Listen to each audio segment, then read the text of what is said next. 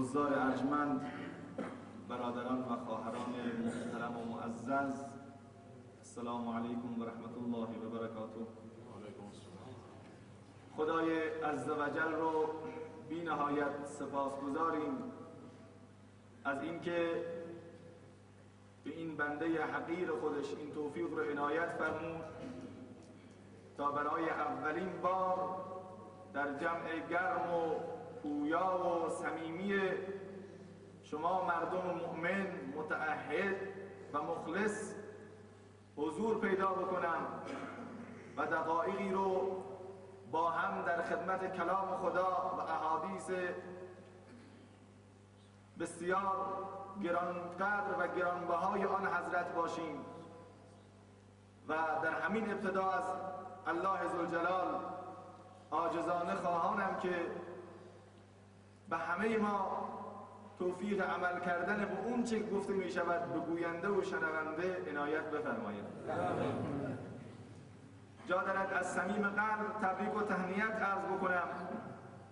محفل روحانی و معنوی و قرآنی برادر بزرگوارم جناب مولانا سید یوسف موسوی و برادر دیگر که ظاهرا مجلس عقدی دارن، این محفل عروسی رو با دوستان و عزیزان و به ویژه جوانان محترم صحبتی داشته باشیم. شاید بسیاری از کسانی که مراسم شادی و خوشحالی و عروسی و عقدی اصحاب پیغمبر رو در تواریخ مطالعه نکرده باشند و آشنایی آنچنانی نداشته باشند، به مجرد اینکه بیان در مجلس و محفل و ببینن به جای ساز و سرنا و پایکوبی و رقص و رقاصی مجلس عروسی توی مسجد و با سخنرانی شروع شده و داره اداره می شود تعجب کنند که یعنی چه؟ مگر می شود؟ مگر ممکنه عروسی و مسجد، عروسی و سخنرانی، عروسی و گریه، عروسی و دعا، اینها که جاش تو مسجد نیست. دعا و گریه و مسجد زمانی که کسی بمیره عزاداری رو معمولا تو مساجد میگیرن، سخنران میارن، کسی رو میارن که قرآن بخونن، ولی عروسی رو هرگز میگه ما ندیدیم نشنیدیم و به حق حرفهای نشنیده و ندیده میگه. اما اینطور نیست، بلکه انسان و مسلمان هر لحظه، چه لحظه شادمانی، چه لحظه غم، چه لحظه گرفتاری، چه در لحظات مصائب، چه در لحظه عیش و عشرت و خوشحالی، هر آن و هر لحظه بنده خداست و جز در اطاعت الله ذوالجلال و جز در راستای پیاده کردن فرامین الهی هرگز نباید کار دیگری رو انجام بده و نخواهد.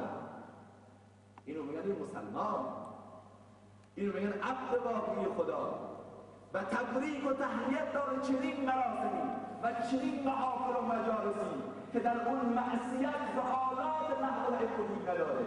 همه الحمدلله نمازخوان، همه با وضو، همه در مسجد و همه رو به قبر نشستن و افرادی که شرکت میکنن همه نمازگزار ماشاءالله. دیگر یک برادر عالمی رفت داخل مسجدی روستایی به عنوان امام اون مسجد قرار بگیره. آمد تو مسجد دید که فقط یک صف یا نصف صف نماز جماعت های 5 وقت هست و همه‌شون ماشاءالله پیرمردهای ریش سفید، اونایی که صبح به صبح اسرائیل در خانه‌شو در میزنن که مواظب باش فردا پس فردا میان با سوپرویژن که درست ثواب بکنن. همین آیه دیگه از قشر جوان و تحصیل کرده و فرهنگی و بقیه مسائل خبری نیست. سوال کرد که بابا این جوانای شما کجاست؟ مگه شما جوان ندارید؟ چرا بابا؟ تو هر خانه ما ماشاءالله 5-6 تا جوان هیکل و جوان شجاع، کارکن، هوشیار، خردمند. خب جواناتون کجاست؟ چرا مسجد نمیان؟ اومدن ولی به هر حال یه فروشنده بهتری اونها رو خرید، خریدار بهتری اونها رو خرید. کجاست؟ بله اونها تو کاواره هست. میدونید که زمان رژیم پهلوی بود در ایران من و شما هم، حالا ما بچه انقلاب این زمان رو یاد نمیدیم، ولی به هر حال جایی بود که محل رقص و رقاصی و عیش و شادمانی و عشرت و زنهای رقاصه و لخت و برهنه میرقصیدن و تعدادی جوان به اصطلاح خودشون حال میکردن. آدرس کاواره رو گرفت، گفت کجاست؟ گفت ما چیکار بکنی جناب مولوی؟ گفت میخوام برم کاواره. گفت این کارو نکنی، زشت آبرو و حیثیت مولانا و عالما رو میبری. گفت برای چی؟ گفت با این ریش و با این عمامه و با این عبا و قبا بری اونجا آبروی ما رفته، چی میگن مردم؟ گفت حالا شما آدرسشو بدید من برم ببینم چه خبره. آدرس کاواره رو گرفت و آمد اونجا. به هر حال پس اینکه متوجه شد، از رئیس اون محل سوال کرد که این زنی که هر شب میاد میرقصه چقدر بالاخره شما ازش پول میگیرین یا به هر حال دیگران به شما پول میدن تا اینکه این زن میاد اینجا میرقصه و دیگران رو سرگرم میکنه؟ مثلا گفت شبی 200,000 تومان. رفت پیش خانم رقاصه، گفت شما چقدر میگیری؟ گفت بله من شب 300,000 تومان مثلا. گفت آقا من امشب رو بذارید به من که من برقصم، من 400,000 تومان مبلغ بالاتر رو به شما میدم و به صاحب کاواره هم. میگه یهو این زنه تکون خود ای جناب مولوی صاحب ما رو ریشخند میگیری، مسخره میکنی؟ مولوی و رقصیدن یعنی چی؟ گفت شما چه کار دارید؟ حتما ما هم میگه رقصیم بلدیم. بالاخره دوستان این جناب مولوی است، حالا مجلس محفلی گرفته، یک محفلی رو به هر حال میگیره. گفت جناب مولوی وقاحت زشت گستاخی است شما و رقص. گفت به هر حال میخوای کمه که بیشترش کنم؟ گفت نه زیاد پولش، ولی خب به هر حال ما شرمنده دیم. گفت مشکلی نیست. شب به هر حال وعده آمدن و رقصیدن اون خانم فرا رسید. لحظات حساس. حالا جوونا همه نشستن بلیط تهیه کردن، ماشاءالله سیگارها رو لب و چیتوز و پفک و نمیدونم تخمه و همه ریخت و پاش منچنانی، همه منتظرن که پرده بره کنار و رقاصه بیاد وسط میدون برقصه و اینا حال کنن. ساعت‌ها گذشت، هی ساعت رو نگاه می‌کنه، 1 دقیقه 10 دقیقه فلان، تا اینکه لحظه موعود فرا رسید. پرده رو زدن کنار، اینها سوت و کف زدن که رقاصی بیاد. یهو دیدن اوه یه مولوی صاحب با عمامه روش، همه در جا زدن، حرکت کردن، ایست قلبی گرفت. ای خدایا چی شد؟ مولوی صاحب گفت عزیزم بشینید یه لحظه تحمل کن، 1 دقیقه بعد گوش بدید. میدونید چی گفت؟ یه جمله عجیب گفت: عزیزان جوانان، این همه شبها که زدیم برای شیطان رقصیدیم، پای کوبی کردیم و معصیت و گناه کردیم، بیاییم شما رو به خدا قسم یه امشب رو فقط برای خدا بزنیم و برقصیم. لهجه مردی که دارد بوی دوست، امتی را میکشد تا کوی دوست. همه زدن زیر گریه، دست دعا رو بلند کرد: اللهم یا مصرف القلوب صرف قلوبهم علی طاعتک. پروردگارا مالک قلوب تویی، قلوب بندگان بین اصبعی الرحمن تقلبها کیف تشاء. خدایا قلبهای اینها، دل اینها در میان دو تا انگشت بلا کیف توست. تقلبها کیف تشاء، هر طوری که بخوای میگردونی. یا مصرف القلوب، از دست من کاری بر نمیاد. صرف قلوبهم علی طاعتک، تو قلب‌های اینها رو تصرف کن. ای پروردگار عالم، زمین قلب اینها رو در تحت قلمروی خودت قرار بده. دعا کرد، سجده زد، ناله کرد تا نگرید ابر کی خندد چمن، تا نگرید طفل کی نوشد لبن. طفل یک روزه همین داند طریق که بگرید تا رسد دای شفیق. بچه یه روزه میدونه که تا گریه نکنه مادر شیرش نمیده. تو نمیدانی که دایگان کی دهد بی گریه شیرت رایگان.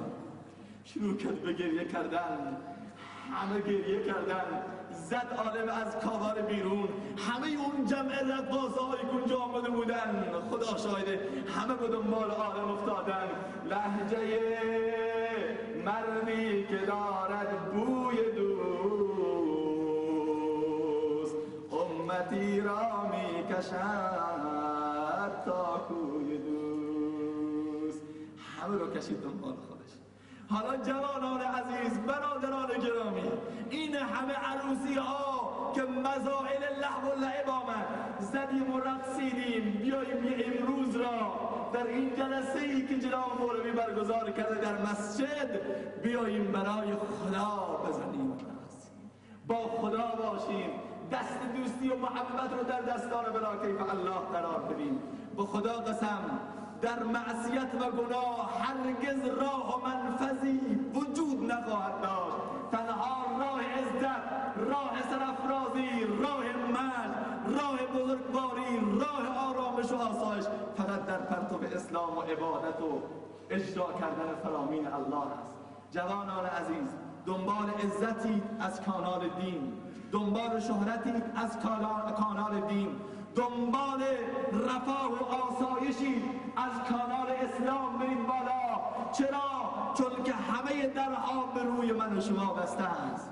یه واقعیتی جوانان تجربه کردن، همه راه ها رو زدن، سرشون به سنگ خورده. همه نعمتهای دنیا خسته کننده است.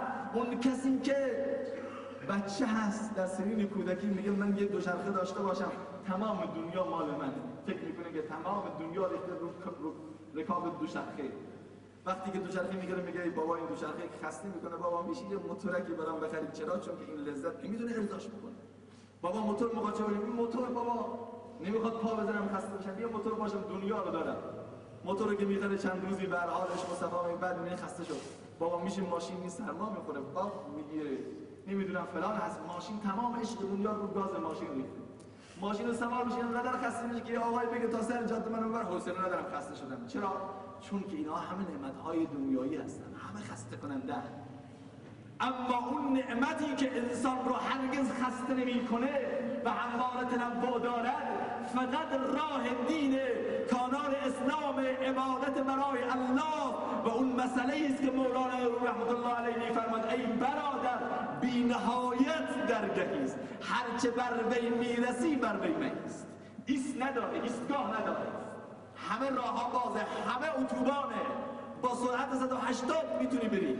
و به خدا قسم جوانانی که دنبال عزتن، اکثرا جوانه، چون که خود ما هم در سن جوانی هستیم میدونیم که جوان دنبال عزت، دنبال این که مطرح بشه و هر طریقی ممکن موقع تو جامعه خودشو مطرح بکنه. حالا یکی با اون دیپلمش، با لیسانسش، یکی نمیدونم با مدرکش، یکی نمیدونم با ماشین آخرین سیستمش، یکی اون که با موتورش میاد اینجا رو بالاخره بوق آنچنانی میگذاره و آژیر میذاره و همینا برای اینکه جلب توجه بکنن. درست؟ یه واقعیت دیگه.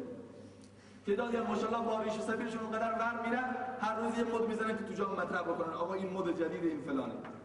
بعضی هم هر کس یک چیزی با شلوار آنچنانی میخواد تو جامعه مطرح چرا چون مده.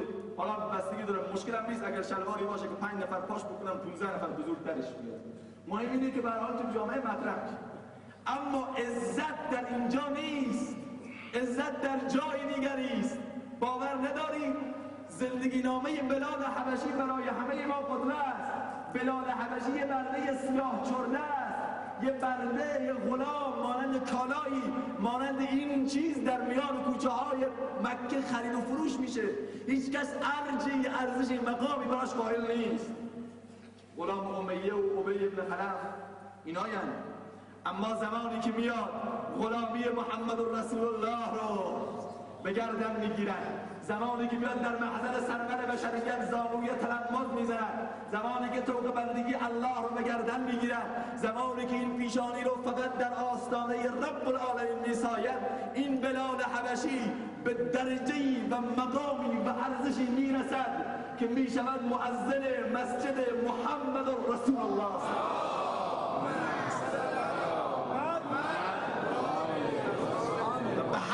میرسد که در شب معراج زمانی که پیغمبر میخواد از جنت و بهشت دیدن بکنن، قبل از این که وارد بهشت بشه صدای کفش فردی گوش رسول الله را مینوازد. سوال میکند جبرئیل این کیه که قبل از محمد وارد جنت شده؟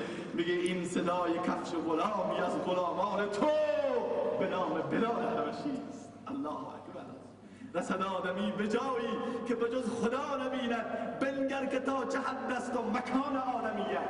تن آدمی شریف است به جان آدمیت، نه همین لباس زیباست نشان آدمیت. اگر آدمی به نقش است و نگار و اگر آدمی به چشم است و دهان و گوش و بینی، چه میان نقش دیوار و میان آدمیت. آدمی را آدمیت لازم است، عود را گر بو نباشد هیزم است. عود اگر بو نداشته باشه هیزمه.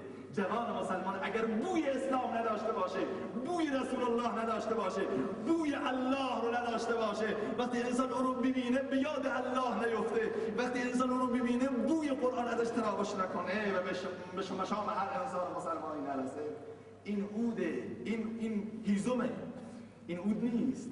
و همین بلال حبشی سیاه بعد از وفات رسول الله که پیغمبر شهر مکه و مدینه و دنیای بشریت رو به اعضایش می نشاند و دنیا رو ترک میکنه و به جهان آخرت سفر میکند، بلال حبشی و بسیاری از صحابه دیگه توان و نای ماندن در مدینه رو ندارند.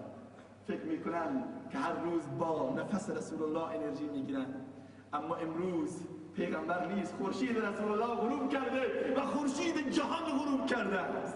دیگه مدینه برای مدینه نیست، مدینه ای که صدای رسول الله نباشه اون مدینه نیست. لذا مدینه رو به قصد شام ترک میکند، چندین ماه در شام باقی میماند و به مدینه نمیاد. بلال حبشی ها که ناگهان در یکی از شبها رسول خدا رو در خواب میبیند که میگوید ای بلال، ای بی وفا، من رسول الله در مدینه منوره منتظر تو هم، چرا منو ترک کردی؟ کجا رفتی بلال؟ پاشو بیا که محمد رسول الله منتظر توست. محمد میخواد تو رو ببینه، عاشق دیدار توست، جمال تو رو میخواد.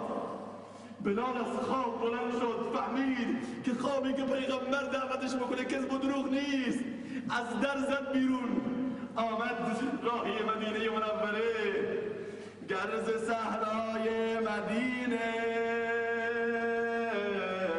بویت آید یا رسول، جان خود را من فدای خاک آن صحرا کنم. کی شود یا مصطفی آن دم که آیم سوی تو، چرخ زنم گردم به دوره گنبد خوشبوی تو. الله اکبر. بلال در عالم رویا این شعرها رو میخونه. گه به مکه منزل و گه در مدینه جا کنم، تا که یا سید ببینم من رخ خوشبوی تو. رو به روی در بگویم یا شفیع المذنبین، گوشه چشمی بسویم کن منم هندوی.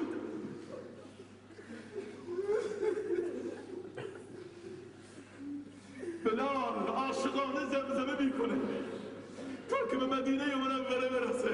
زن و مرد، پیر و جوان مدینه منوره وقتی متوجه قدوم بلال حبشی میکنن، همه از خانه ها و شهر مدینه میزنن بیرون. به استقبال کبیری، کدوم شاه، کدوم پادشاه، کدوم ابر مرد و ابر قدرت میخواد بیاد که اینقدر براتون عزیزه؟ بله، به استقبال بلال میریم، به استقبال کسی که اسلام رو عزت داد میریم. همه رفتن. بلال تو رو خدا یه بار دیگه از آن بگو. بلال میگه نمیتونم. چرا؟ چون که پیغمبر نیست که من رو انرژی بده. تو رو خدا حسن و حسین میانزاری میکنن، تو رو خدا از آن بده. بلند میشه الله اکبر و اشهد ان محمد رسول الله که میرسه، دورش نگاه میکنه، محمد رو نمیبینه، دیگه میفته بیرون.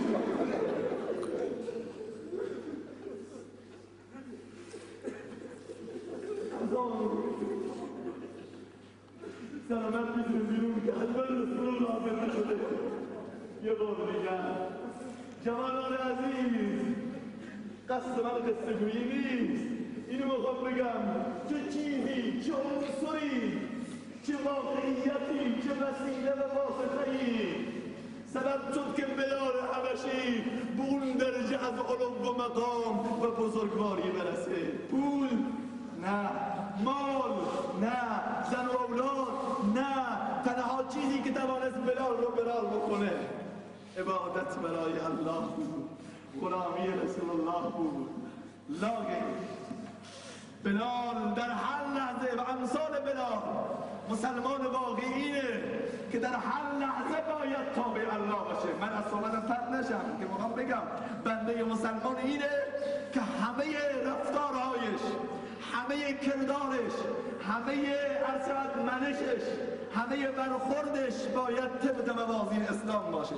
عروسیش، عزاش، براش زمان اهمیتی نداشته باشه، مکان اهمیتی نداشته باشه، دوران اهمیتی نداشته باشه، پیر، جوان، خودسال، زن، مرد، هر کس هست، در هر موقعیتی که هست باید عبد الله باشه. متاسفانه امروز اینطور نیست.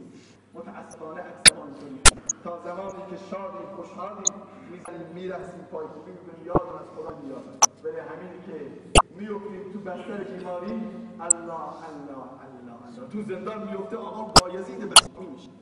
همین که مشکل رفت میشه دو مرتبه میگه لهم بر اول. چرا وقتی که راه زندگی هموار میگردد بشر تغییر حالت میدهد خونخوار میگردد، به وقت عیش و عشرت مینوازد ساز بیدینی، به وقت تنگ دستی مؤمن و دیندار میگردد. چه کاش برگشت کنه ای خدا آبروی من. اون آقایی که تو عمرش نماز نخونده حالا دیگه تو مشکل آمد، قرآن عظیم الشان میگه حتی اذا کنتم فی الفلک و جرینا بکم ریحا طیبه فرحوا بها. آیه قرآن اگه اشتباه نخوانده باشم میگه مثال میذاره، میگه مثال مسلمانان مثل اینه که تو دریا تو کشتی قرار میگیرن، باد شرطه میوزه. اون زمان اصلا این کشتی های بادبانی و موتوری نبود، همین آب با چوب و این مثلا با باد حرکت میکرد، بادبانی بود. گفتن که باد موافق که میوزید حرکت میکرد، خدا نکنه باد مخالف میوزید. حضرت حافظ همین میگه کشتی نشستگان ای باد شرطه بد، باد شرطه میگه. به هر حال فرموده خوشحال میشن. همین که ناگهان جاءهم الموج، یه موج بیاد من کل مکان و احیط بهم وظنوا انهم احیط بهم دعوا الله مخلصین. وقتی که موج بیاد دور برش میگه الله ای الله نجاتم بده، خدای لئن انجیتنا من هذه لنکونن من الشاکرین. خدا از اینجا نجات من بده، عبد مخلص میشیم، نماز تهجد و قضا نمیشیم. ولی فلما نجاهم من البر اذا هم یبغون. وقتی که میاد رو خشکی انگار همچه قضیه صورت نگرفته. یا ایها الناس انما بغیکم علی انفسکم. ای بندگان خدا، ای انسان ها، این سرکشی بعد از توبه شما گناه و وبال و بدبختیش پیراهن و دامن شما رو خواهد گرفت. استاد ما مولانا محمد عمر حفظه الله میفرمود، مولانا محمد عمر سربازی رو اکثرا شاید میشناسن، میفرمود از یکی از کشورهای عربی داشتیم میآمدیم به ایران یا به هر حال جای دیگه یادم نیست، میگه اینقدر سر و صدا بود، بزن و برقص و بکوب بود، مرد بزرگ پیر جوان، ما هم داشتیم ذکر می‌کردیم به هر حالت عادی خودمون رو که ناگهان ناخدا گفت اعلام هشدار کرد که یک موج بسیار بزرگی داره میاد و خطر قطعی و 100% نیست. همه ما رفتیم، میگه همه اینجا همه الان میخندیدن، شروع کردن به گریه کردن، دعا، زاری، التجا، یکی تهجد بخونه، یکی نمیدونم نفل بخونه، یکی قرآن رو بخونه، یکی نمیدونم حزب البحر بخونه، یکی اون زمان قدیم چی میخوندن؟ حفیکل رو بخونه، هر کدوم یه چیزی برام میاد پیش من جناب مولانا تو رو خدا دعا بکنه این مشکل رفع بشه، ما بندگان خالص. برای ما میگه دعایی کردیم تا اینکه مشکل به امر خداوند عزوجل رفع شد. میگه به مجردی که مشکل رفع شد و ناخدا اعلان کرد، اولی که به جایش خدا شکر بسم الله یه سوت و یک کف شروع کردن بزنن، یه رقص و رقاصی مجدد شروع شد که اصلا گویا چنین واقعی صورت نگرفت. واقعیت این واقعیت انسان وقتی مشکلات بیاد. یه لطیفه هست هم بگم خدمت جوانان. یه روزی آقای داشت میرفت اون درخت خرما، درختای خرما رو دید خیلی بلنده، خیلی بلنده، میرفت برای چیدن خرما، خوب که بالا به عشق خرما پایین رو نگاه نمی‌کرد که چقدر فاصله گرفته. خوب که بالا رفت یهو زمین نگاه کرد، سبحان الله این آقا چقدر از زمین فاصله گرفت. گفت خدایا اگه از این الان بیفته بالا چه بدبختی به سرم بیاد. همون بالا یک نظر کرد، گفت خدایا اگر سالم به زمین برسم 6 من روغن زرد در راه تو خیرات میدم. روغن زرد رو شما روغن زرد میگید، روغن هیمری. شروع کرد به پایین آمدن، یک 2 متر آمد پایین‌تر، بیاد روغن زرداش افتاد، دید بابا 6 من، هر منی نمیدونم چندی 50,000 تومان تقریبا. این خیلی میشه. گفت خدایا 6 من میخواد چیکار کنی؟ 4 منم بدم بس. شروع کرد آمد پایین‌تر که رسید باز یادش آمد دید بابا بازم زیاده. گفت خدایا 4 منم زیاده، اسراف ده، 2 منم کافیه اگه خوب آمد پایین‌تر که دیگه پاش میرسید، معمولا دیگه خطر رفت بود. گفت اصلا خدایا مگه تو به روغن زرد نیاز داری که من بهت بدم؟ میگه همین که پاشو گذاشت به زمین یه میخی رفت تو پاش. در حالی که ناراحت بود گفت خدایا کی تو کاسه خودت فرستادی که من روغنای زرد بخورم؟ حالا اینطوره زمانی که رو درخت میرن روغن زرد در راه خدا پیدا میگیره. وقتی مشکل رفت میشه برمیگرد رو خانه. واقعیت اینا. حالا این لطیفه است. ولی شما برید تو بیمارستان ها اون آقایی که تا به حال نماز نخونده اصلا میگه حالا چطور؟ خدا باشد. هرچی از جانب خدا بیاد. هرچی خدا فیصله بکنه راضی. هرچی الله عزوجل بخواد. ما تسلیم امر خدا هستیم. دیروز نماز نمیخوندم. همین که از بیمارستان آمد بیرون که الله اصلا گویا بیمار نبود. برمیگرده به حالت اولش. یا آقایونی که به زندان خدایی نکرده رفتن یا زندانی رو دیدن. ماشاءالله توی این زندان که میافتن هر کدوم پلیس رو یک تسلیم 200 تانه به دست میگیرن که اون سرش جا پیدا. ولی با مجرد میگن یعنی اینطوری انسان هنگام مشکلات دیندار به وقت تنگ دستی مؤمن رو دیندار. این بنده خدا، بنده واقعی خدا نیست. بنده واقعی اینه که به حدیث پیغمبر تعرف الی الله بالرخاء یعرفک فی الشده. هنگامی که شادمانی، هنگامی که جمالی، هنگامی که نیرو و توان و انرژی داری، هنگامی که از ماهیت آنچنانی برخورداری، خودت را به الله معرفی کن. به خدای من فلانیم عروسی ما آمدم تو مسجد. عروسی موقع شادمانی زمینه گناه و معصیت فراهمه. همه میدونن زمینه لهو و لعب فراهمه.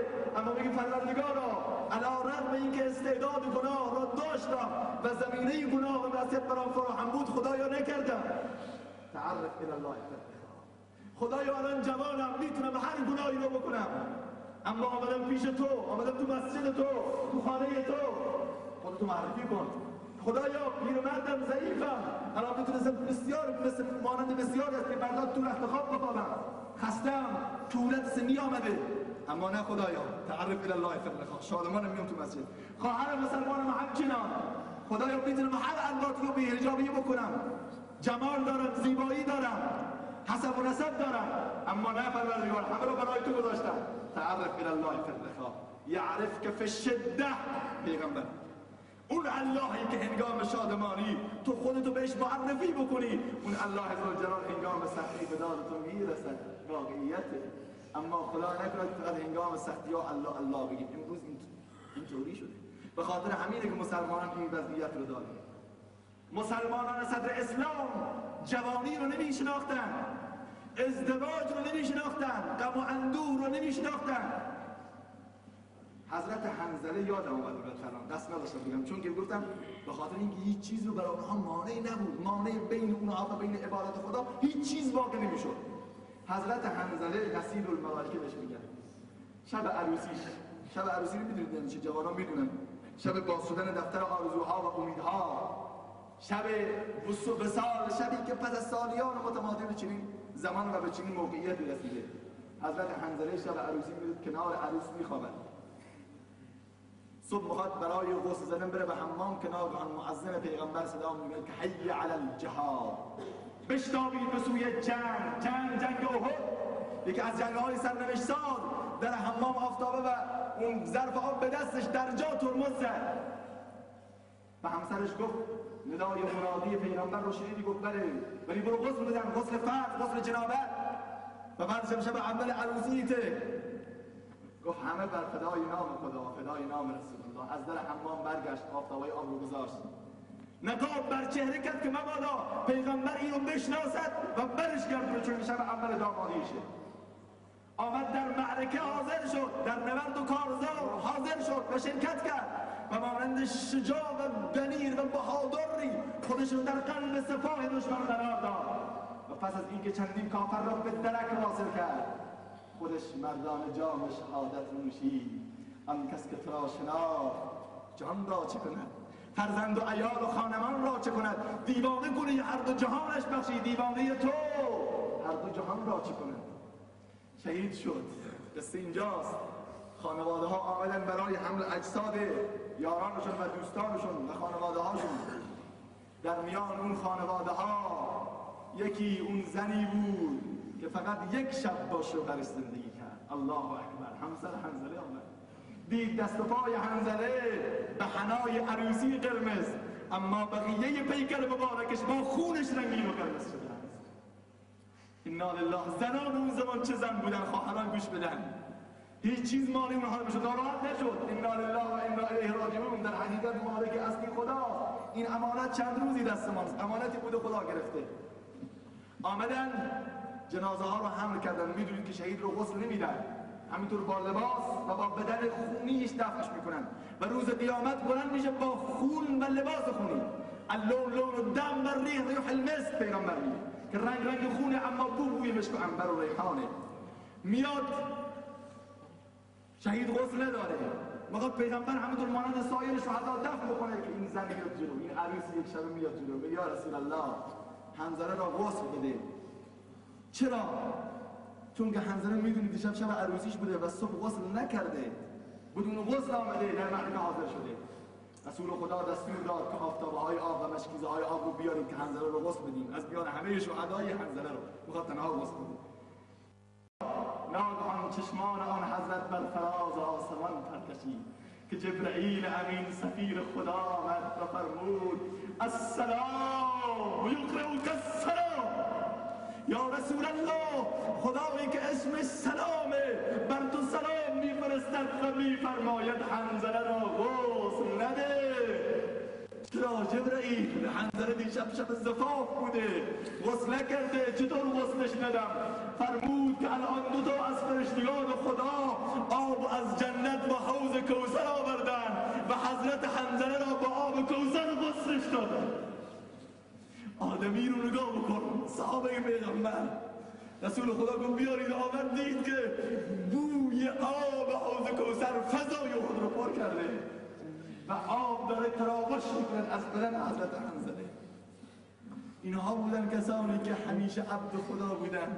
عروسی مانعشون نبود، جوانی مانعشون نبود، خردسالی مانعشون نبود. عمیر بن عباس جوان کوچولوست، نوجوان 12 ساله در غزوه بدر شرکت میکنه، میاد میترسد که مبادا پیغمبر ایشونو برگردونه، چون میدونه پیغمبر افراد کوچیکو نمیبره، بچه سالها رو خمپش میان صفها راه میره، گویا میخواد ببرن پارک وکیل‌آباد و دور مشهد و فلان.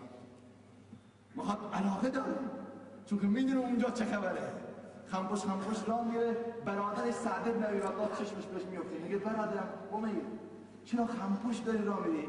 گفت ساکت یواش، پیغمبر نشنوه که من آمدم در جهاد شرکت بکنم که من با آدم رو از همین جا برگردونه. گفت شاید پیغمبر تو رو بر نگردونه. گفت چرا؟ میدونم پیغمبر منو بر میگردونه، تو رو خدا نداشت. یواش حرف بزنه و حرف منو به کسی نگی. صحبت این دوتا برادر ادامه داشت که ناگهان جمال نازنین آن حضرت پیدا شد. پیغمبر فرمود امیر بلند شو، در جا بلند شو. گفت چرا آمدی امیر؟ گفت یا رسول الله، اشکاش سرازی شد. گفت یا رسول الله، به خدا قسم آمدم در جهاد شرکت بکنم و شهید بشم. یا رسول الله، من گل پرور شده تو هم. من امیر میخوام که روز قیامت در جنت که شهدا و بزرگان کنارت باشن، منم دستان کوچکم تو دستان تو بذارم و در جنت قدم بزنم. تو رو خدا رسول الله، فدای رحمت و رعفت و شکوه و عظمتت منو بر نگردون. گریه کرد، زنج زد، ناله زد. رسول خدا فرمود بلند شو، کسی نیست مانع تو بشه. حضرت امیر بلند شد و در میدان معرکه مانند شیر و غرنده خودش رو در صف دشمن قرار داد و جام شهادت نوشید. همه اینها مانع نبودن. پس جوانان عزیز، من وقت شما رو زیاد نگیرم، نماز شما هم هست، اما بحث اینه که ما همواره باید در هر موقعیتی که هستیم باید عبد واقعی الله ذوالجلال باشیم. باید مراسم و مراسم اسلامی بشه.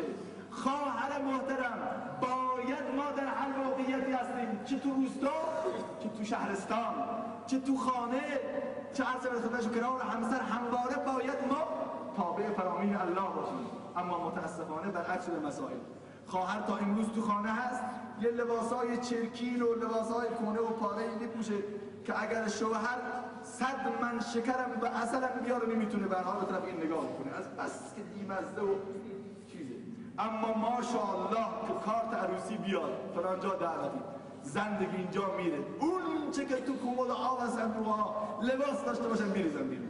شیکترین بهترینش اون چه که لوازم آرایشی داره متاسفانه امروز در جوامع اسلامی خدا کنه اینجا نباشه، که قطعا هم نیست، چون که طوری که برادران صحبت کردن این منطقه بسیار آبادی است الحمدلله از حیث ایمانی. خدا رو سپاس میگویم و سپس از محضر علمایی که برای شما زحمت کشیدن واقعا تشکر میکنم.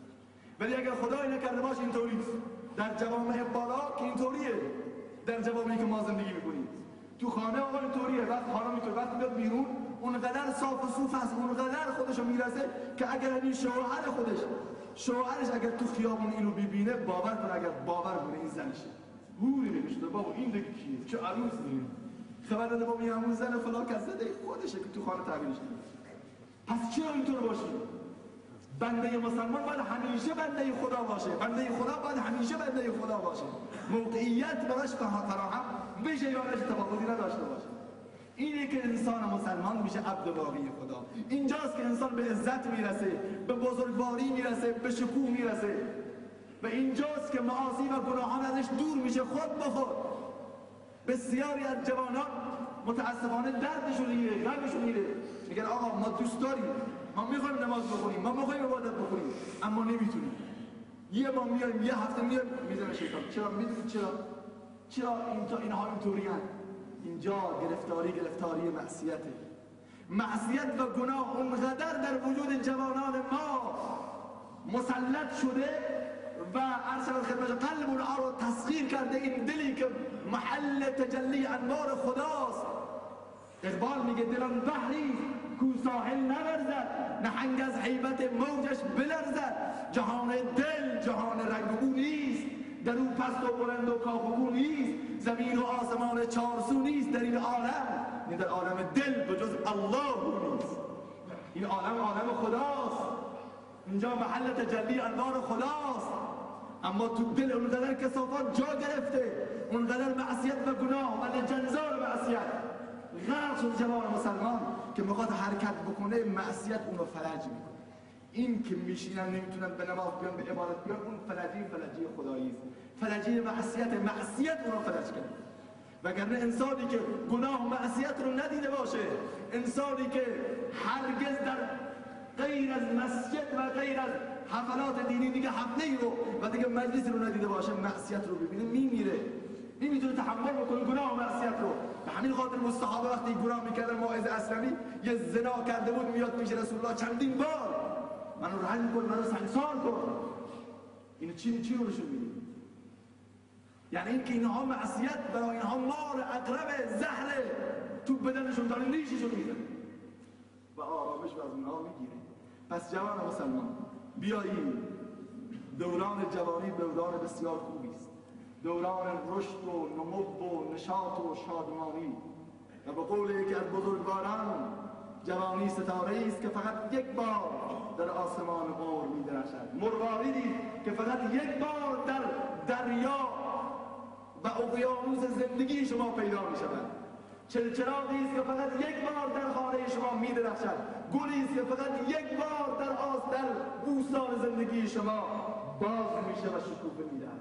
دیگه پژمرده میشه. از این فرصت به حد ممکن باید استفاده کرد. خواهرای محترمه از این فرصت استفاده بکنن. به خدا قسم الله عزوجل ارزشی که به یک مادر داده هیچ دینی هیچ آیینی نداده و نخواهد داد. اسلام عظیم هر جا هر کی از برادران و افراد ذکور میزنن بلافاصله این المسلمین و المسلمات و المؤمنین و المؤمنات، متصدقین متصدقات، صائمین صائمات، دوش مردم و زن به عنوان یک مادر مربی به جامعه بشری تحویل داده. و اینجاست که میتواند بلالها و حمزه‌ها و مصعبها و امیرها رو تربیت بکنه. امیدواریم خدای عزوجل همه ما رو در همه مواقع عبد واقعی خودش بگرداند. الله عزوجل از سر تقصیرات همه ما بگذره. الله عزوجل توفیق استفاده از لحظه این زندگی رو به طبق رضای خودش عنایت بفرماید. الله عزوجل این محفل باشکوه را، این عقد و پیوندی که امروز صورت گرفته و صورت میگیرد، الله عزوجل مبارک بگرداند. از ذریه اینها الله عزوجل حافظان دین به جامعه بشری تحویل بدهد. بسیار در واقع در پایان هم اظهار تشکر بکنم از همه دوستان که گزافگویی‌های بنده رو گوش کردن و تحمل کردن و دعای و من در خدمت شما بودم. واقعا پوزش می‌طلبم از دوستان اگر نتوانستم حق مطلب رو ادا کنم و قطعا همینطوره و بسیار خوشحالم از اینکه به هر حال توانستیم در جمع شما قرار بگیریم. از دستاندرکاران محترم و بویژه جناب مولانا سید یوسف که واقعا مرتب چندین بار زنگ زدن که حقیقت من شرمنده ایشون شدم واقعا، وگرنه ما قرار بود این جمعه رو بنده در گنبد کاووس در استان گلستان به برادر جوان دانشجوی قول داده بودیم، ایشون هم مراسم عروسی داشتن و من قبلا به اون آقا قول داده بودم، ولی که لطف این برادر و جذبه این برادر نمیدونم چطور شد که یهو قول ما رو پس گرفتم و روانه این دیار شدیم. امیدواریم خدای پاک طول عمر با عزت بود سرور عزیز ما و به همه شما سروران عزیز عنایت بفرماید. از اینکه بیش از حد مصدق باشدم معذرت میخوام و السلام علیکم و رحمت الله و برکاته.